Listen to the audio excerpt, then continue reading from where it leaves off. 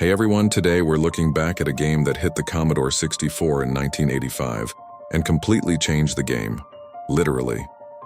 The Way of the Exploding Fist wasn't just another action title. It was something new, something thoughtful, and for the time, something incredibly rare. When this game dropped, most video games were about fast reactions and twitchy reflexes. Platformers, shoot-'em-ups, maybe some puzzle games if you were lucky.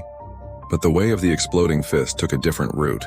It asked you to slow down. Think, breathe. This wasn't button mashing. This was strategy. This was timing. This was martial arts. Developed by Beam Software and published by Melbourne House, the game put you in a one-on-one karate match. Not a cartoon version of karate. Actual karate, complete with realistic moves, traditional scoring, and even the kind of stillness and patience you'd expect in a real dojo. It was quiet, it was focused. And in 1985, that made it stand out. The controls were surprisingly deep for the time.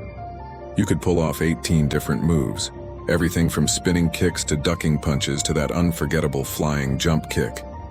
And rather than giving you a health bar, it used the actual scoring system from competitive karate. Half points for solid hits, full points for clean, decisive ones. 2 points won the round, just like the real thing. And it didn't stop there. The atmosphere was striking. Instead of pumping you full of adrenaline with loud music and flashing lights, the game leaned into minimalism. Subtle background changes, focused animations, and a soundtrack that used actual Chinese classical music to give the fights weight. It felt grounded, like you were stepping onto a real mat. Then there was the bonus round. If you managed to win a few fights, the game threw a bull at you, a literal bull, and you had to take it down with a single perfectly timed punch. It was based on a real-life martial artist named Mazo Yama, who claimed to have fought bulls barehanded. The game leaned into myth and legend without ever feeling ridiculous. Looking back, The Way of the Exploding Fist is remembered not just because it was good, but because it was different. It didn't copy what was already out there. It introduced patience to a medium that was always in a rush. It treated martial arts with respect and gave players something deeper than just a flashy fight. 40 years later, it still holds up.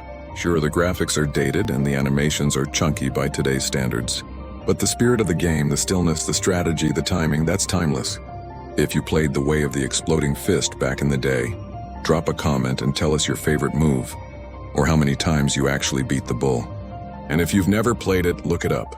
It's a piece of gaming history that still has something to teach us. Thanks for watching. Don't forget to like, subscribe, and keep your fists explosive.